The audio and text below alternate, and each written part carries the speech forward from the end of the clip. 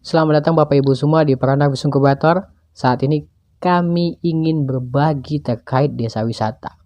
Karena kami memiliki pemahaman dan kesimpulan bahwasanya desa wisata ini bisa dibangun hanya dengan modal dengkul. Namun dengan catatan, pengelola desa wisata harus memahami 4 fundamental yang telah kami temukan ketika kami sharing dan memfasilitasi ratusan desa wisata yang telah terkoneksi dengan kami. Ada 4 hal fundamental yang harus kita pahami bersama-sama. Yang pertama, perbedaan antara desa wisata dan wisata desa. Yang kedua, business oriented ataupun project oriented desa wisata itu sendiri. Yang ketiga, aset hidup dan aset mati desa wisata. Dan yang terakhir, yang keempat, adalah pembangunan desa wisata berbasis kolaborasi atau kompetisi.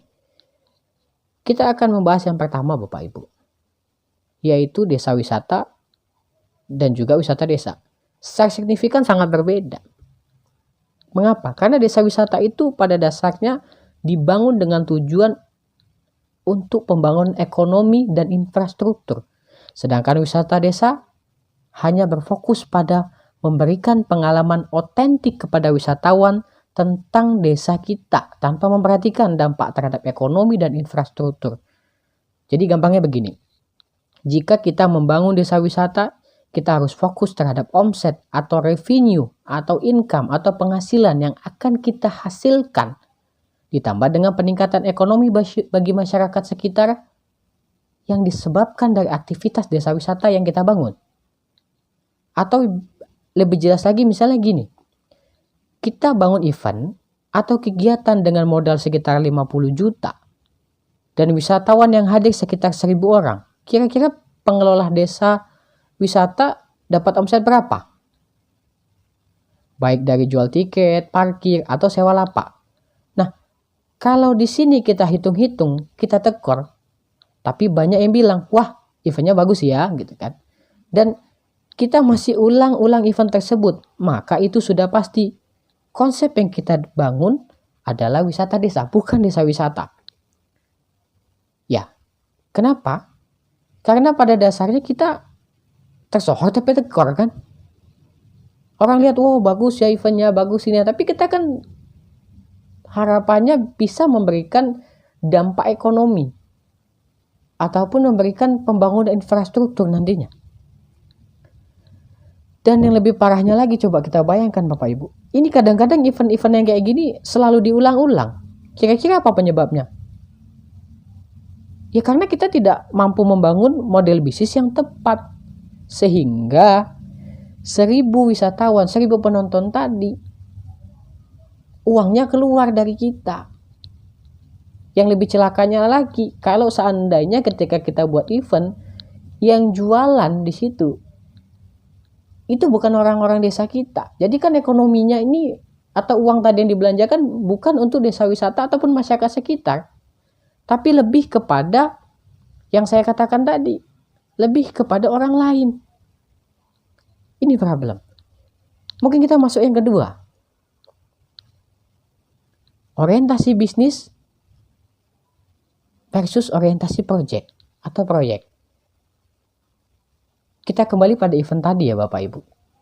Kalau event tersebut selalu dikerjakan dengan harapan untuk mendapatkan keuntungan dari selisih belanja modal event, itu sudah pasti orientasinya proyek. Ya kan? Terus, lebih detail lagi, kalau dalam pembangunan infrastruktur misalnya, kita lebih suka dan cenderung habiskan budget pada pembangunan jembatan atau bangunan tertentu dengan nilai fantastis untuk tempat-tempat selfie tanpa memperhatikan atau memperhitungkan omset yang dapat diciptakan dari infrastruktur tersebut. Ya malah kita mengedepankan selisih keuntungan seperti event tadi ya. Ya sudah pasti ini orientasinya project, bukan orientasinya bisnis.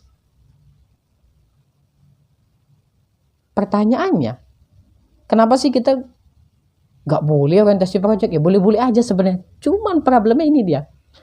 Karena kalau orientasinya proyek sudah pasti kita sudah tahu bahwa usia desa wisata kita hanya sepanjang adanya dana program untuk desa wisata. Ya baik dari pemerintah ataupun swasta ya dalam bentuk CSR.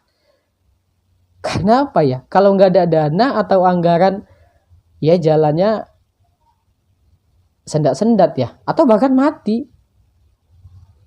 Ya ada anggaran aja kadang-kadang ya hidup segan mati tak mau ya. Gimana kalau nggak ada anggaran? Kita nggak terbiasa karena kita orientasi proyek. Ya bayangkan aja lah coba Bapak Ibu. Ada dana anggaran aja, hidup segan mati tak mau ya karena orientasi proyek tadi. Bagaimana jika tidak ada lagi anggaran ataupun dana bantuan? Sudah pasti close. Sudah pasti tutup tuh desa wisata. Nah, tetapi kalau kita semua orientasinya bisnis, kita akan sadar kalau dana yang kita terima baik dari swasta dalam bentuk CSR ataupun pemerintah itu adalah modal usaha, bukan omset ataupun income yang sesungguhnya. Jadi seoptimal mungkin kita akan ciptakan pembangunan desa wisata yang pada dasarnya mampu menghasilkan, mampu meng-create omset ataupun income yang dapat nantinya kita nikmati bersama juga. Selanjutnya, yang ketiga itu adalah terkait aset hidup dan aset mati. Nah, mungkin lanjutannya ya, Bapak Ibu ya. Kalau orientasinya proyek, kita tidak akan pernah mempertimbangkan antara aset hidup dan aset mati. Sudah pasti tuh. Yang penting selisih ada cuan dapat. Selisih ada cuan dapat. Nah, kalau dia udah terjadi, nah, sudahlah. Cepat-cepat diperbaikin, cepat-cepat diatur lagi model atau sistemnya.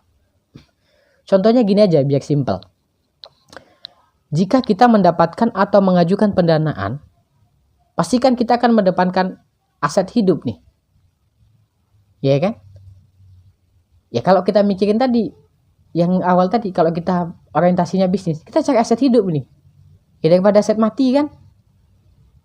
Misalnya, ketika ngajukan pendanaan, kita kalau milih antara bangun gapura dengan beli tenda camping yang nantinya akan kita sewakan, pasti akan kita pilih tenda camping.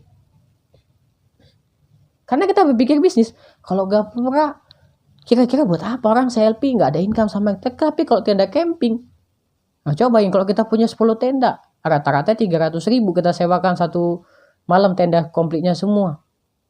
Kalau satu minggu ada 20 aja. Kalau 3.000 udah omsetnya udah berapa? Udah 6 juta satu minggu Bapak Ibu.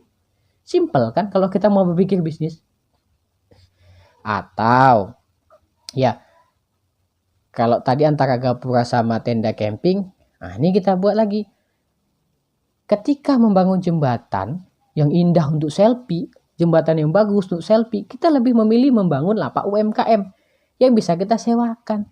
Ya karena jembatan dibangun untuk selfie, apa yang didapat desa wisata coba? Tapi kalau lapak UMKM untuk disewakan, kita sebagai pengelola desa wisata dapat sewa lapaknya, ya kan? Terus UMKM di sana terbangun, bila perlu ada pendampingan khusus. Apa fungsinya? Biar ekonominya berputar, orang-orang ke situ belanjanya di situ juga. Kalau bisa ya setiap orang yang masuk ke kawasan desa wisata kita dilarang jangan bawa makanan dari luar, jangan bawa minuman dari luar. Mungkin Bapak Ibu sering juga wisata ke satu tempat wisata, sering ditulis itu dilarang membawa makanan dan minuman dari luar. Kalau ditemukan anak akan kena denda sekian. Tujuannya apa? Biar berputar. Orang bawa uang ke situ masuk udah. Uangnya habis di situ dan berputar di kita ataupun masyarakat yang membuat UMKM dan jualan di situ. Lapak sewanya masuk ke kita. Oke, jadi ada 2 contoh ya. Tadi antara gapura dan juga tenda camping. Terus antara jembatan indah untuk selfie dan juga lapak UMKM. Ya kan? Yang selanjutnya itu adalah kolaborasi dan kompetisi. Nah, ini cukup menarik nih sebenarnya Bapak Ibu.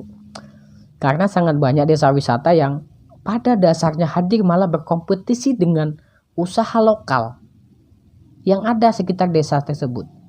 Atau sebaliknya ya. Ya kan, ini desa wisata ngembang ini besok ada yang bersaing gitu. Kita nggak bisa, harus kolaborasi. Maka ada rembukan yang dibangun kan. Misalnya sudah ada masyarakat buat kolam renang. Desa wisata malah bangun usaha kolam renang. Atau malah sebaliknya.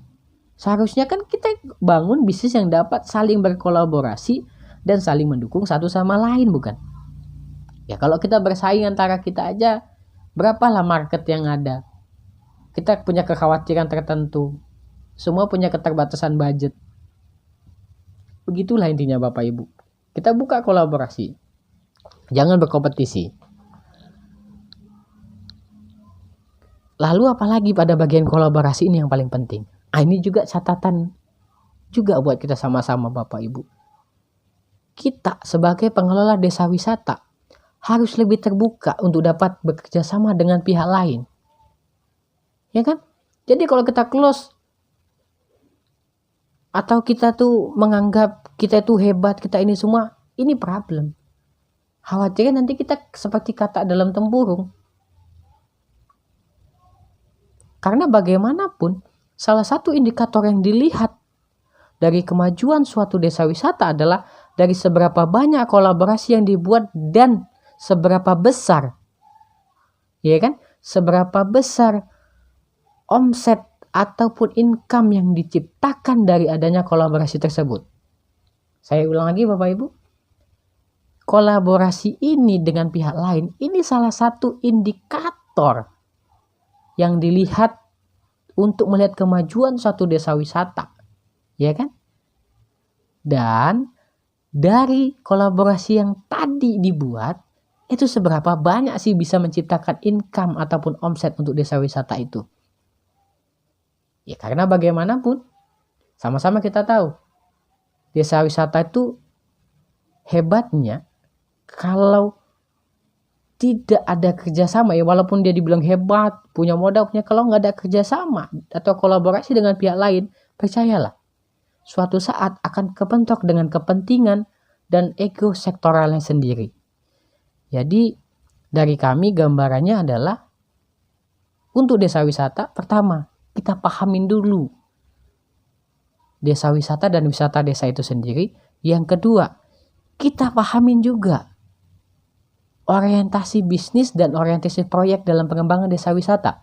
Yang ketiga, kita perhatikan aset yang kita bangun ini aset hidup atau aset mati. Dan yang terakhir keempat adalah kita bangunlah dengan konsep kolaborasi, bukan kompetisi. Mungkin itu yang dapat kita sharing pada sesi ini. Terima kasih dan sukses selalu.